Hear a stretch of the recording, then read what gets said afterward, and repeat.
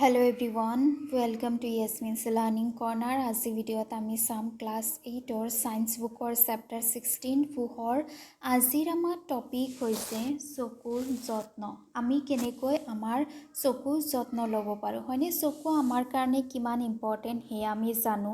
আমি যে সুন্দৰ পৃথিৱীখনক চাব পাৰোঁ কিহৰ কাৰণে? আমাৰ চকুৰ কাৰণে, হয়নে?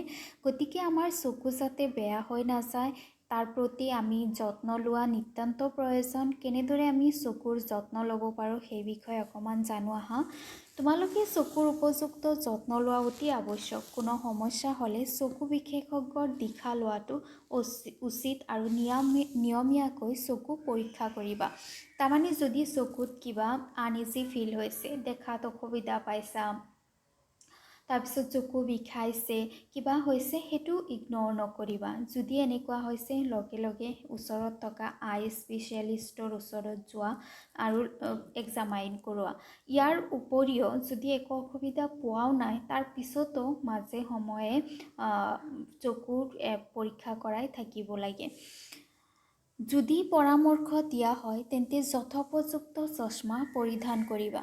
যদি তোমালোকে চকু বিশেষজ্ঞৰ ওচৰত গৈছা আৰু তেওঁ যদি চশমা পিন্ধিবলৈ দিছে তেতিয়াহ'লে সেইটো সময়ত চশমা পিন্ধিবা আৰু যিবোৰ নীতি নিয়ম দিয়া হৈছে সেইবোৰ মানিবা। পোহৰ অতি কম আৰু অতি বেছি দুয়োটাই চকুৰ কাৰণে বেয়া। কম পোহৰত চকুৰ কাম কৰিলে চকুত চাপ পৰাৰ আৰু মূৰৰ বিষ হোৱাৰ সম্ভাৱনা থাকে।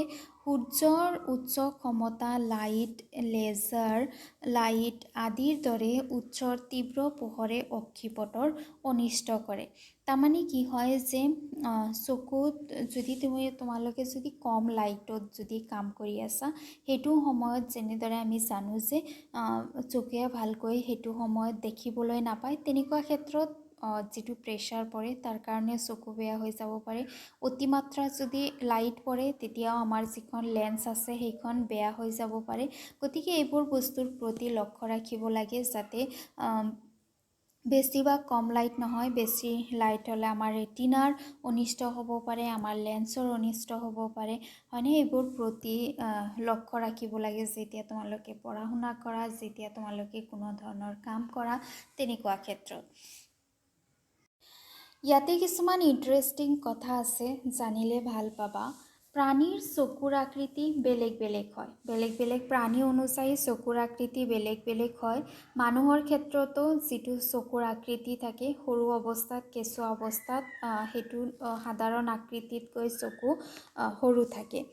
কেঁকোৰাৰ চকু যথেষ্ট সৰু যদিও কেঁকোৰাই চাৰিওফালে একে সময়তে চাব পাৰে। কেঁকোৰাৰ শৰীৰ আমাতকৈ কিমান সৰু হয়, ৰাইট? চ' সেইমতে সিহঁতৰ চকুও বহুত সৰু হয়, কিন্তু চকু যদিও সৰু হয় একে সময়তে সিহঁতে চাৰিওপিনে চাব পাৰে। সেয়েহে শত্ৰু পিছফালৰ পৰা আহিলে কেঁকোৰাই গম পায়। ইয়াৰোপৰি সহস্ৰাধিক ক্ষুদ্ৰ চকুৰ আকাৰৰ ডাঙৰ সিহঁতে সৰু দাঁতিৰ ওপৰে পিছফালে দেখা পায়। পখিলাৰ ক্ষেত্ৰত কি হয়? পখিলাৰ এইটো চোৱা, পখিলাৰ ছবি দিয়া আছে, এইবোৰ হৈছে পখিলাৰ চকু, কিমান সৰু হয়। ইয়াৰোপৰি পখিলায়ো চকুৰে সন্মুখত পিছফালে কি হৈ আছে সকলোবোৰ বস্তু একেলগে চাব পাৰে। আমি যেনেকৈ আমাৰ পিছপিনে চাব নোৱাৰোঁ, আমি মূৰটো ঘূৰাব লাগে, কিন্তু এইবোৰ প্ৰাণীয়ে সন্মুখত পিছত কি হৈ আছে আটাইবোৰ চাব পাৰে। নিশাচৰ চৰাইবোৰ যেনেকুৱা ফেঁচা ৰাতি খুব ভালদৰে দেখা পায় কিন্তু দিনত দেখা নাপায়। আনহাতে দিনৰ ভাগত ঘূৰি ফুৰা চৰাইবোৰ চিলনী ঈগল আদি দিনত ভালদৰে দেখা পায় কিন্তু ৰাতি ভালদৰে দেখা নাপায়। এইটো হৈছে এটা ডাঙৰ কুৱেশ্যন, হয়নে? আমি ফেঁচা নিশাচৰ বুলি গম পাওঁ, বাকী যিবোৰ বেলেগ প্ৰাণী আছে সেইসমূহ দিনত ঘূৰি ফুৰে। ইয়াৰ কাৰণ কি? ফেঁচাই কিয় দিনত দেখা নাপায়, ঈগল এইবোৰে কিয় ৰাতি দেখা নাপায়? ইয়াৰ কাৰণ কি? ফেঁচাৰ কৰ্ণী আৰু মণিৰ আকাৰ ডাঙৰ হোৱাৰ বাবে চকুলৈ অধিক পোহৰ সোমাব পাৰে। ফেঁচাৰ যিটো পোহৰ যোৱা যিটো হোল থাকে আমাৰ চকুত সেইটো ডাঙৰ হয়, যাৰ কাৰণে বহুত পোহৰ ফেঁচাৰ চকুৰ ভিতৰত সোমাব পাৰে।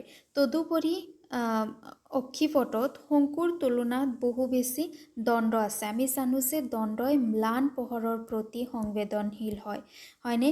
চ' যিহেতু ইহঁতৰ অক্ষিপটত ইহঁতৰ ৰেটিনাত দণ্ডৰ সংখ্যা বেছি, সেইকাৰণে ফেঁচাৰ যিটো ম্লান পোহৰ থাকে, কম পোহৰ থাকে, সেইটোৰ প্ৰতি ফেঁচাই ৰেছপন্স দিয়ে। বুজি পালা?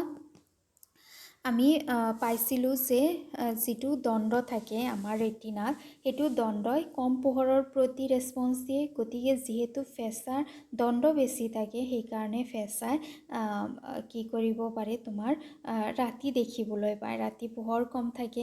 আনহাতে দিনৰ ভাগত ঘূৰি ফুৰা যিবোৰ চিলনী ঈগল আছে, সেইবোৰৰ ক্ষেত্ৰত কি হয় যে অক্ষিপটত শংকুৰ তুলনাত বেছি দণ্ড থাকে, আৰু আনহাতে দিনত ফুৰা চৰাইৰ শংকু বহুত থাকে আৰু দণ্ড কম থাকে। আৰু শংকুৱে উজ্জ্বল পোহৰৰ প্ৰতি সংবেদনশীল হয়, উজ্জ্বল পোহৰৰ প্ৰতি শংকুৱে ৰেছপন্স দিয়ে। চ' যিহেতু ঈগলৰ ক্ষেত্ৰত শংকুৰ পৰিমাণ বেছি থাকে, সেইকাৰণে ঈগলে দিনত বেছিকৈ দেখা পায়। আমি দিনত বেছিকৈ দেখা পাওঁ কাৰণ আমাৰ শংকু বেছি থাকে, আৰু যিবোৰৰ দণ্ড বেছি থাকে সেইবোৰে ৰাতি বেছিকৈ দেখা পায়।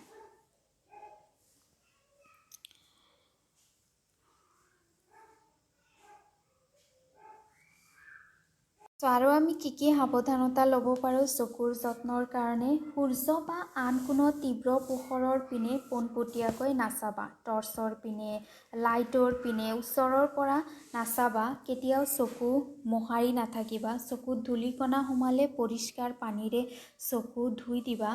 অৱস্থাৰ উন্নতি নহ'লে চিকিৎসকৰ ওচৰলৈ যাবা। যদি অৱস্থা ঠিক নহয়, চকু ধোৱাৰ পিছতো চকুত ধূলিকণা সোমাই থাকে, ডক্তৰৰ ওচৰত যাবা, কিন্তু মোহাৰি নাথাকিবা।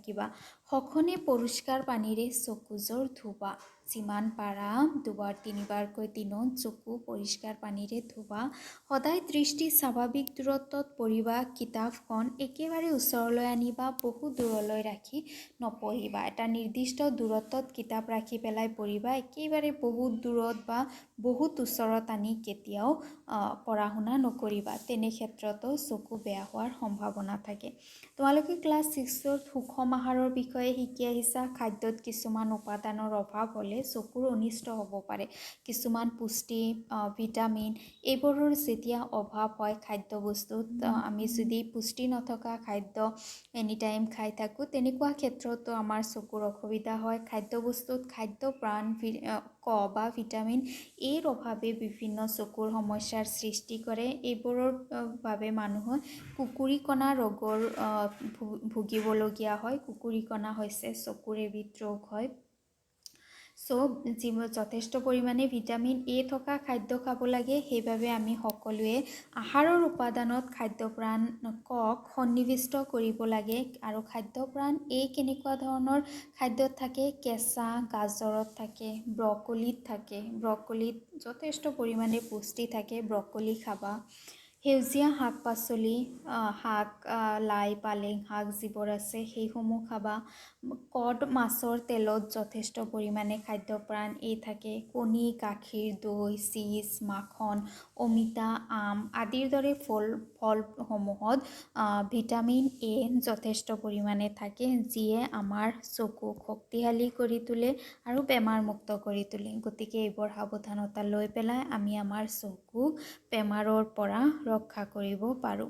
আজি ভিডিঅ' ইয়াতে সামৰিছোঁ। ভিডিঅ' ভাল লাগিলে লাইক কৰিবা, ফ্ৰেণ্ডছৰ সৈতে ভিডিঅ' শ্বেয়াৰ কৰিবা আৰু চেনেল ছাবস্ক্ৰাইব কৰিবা।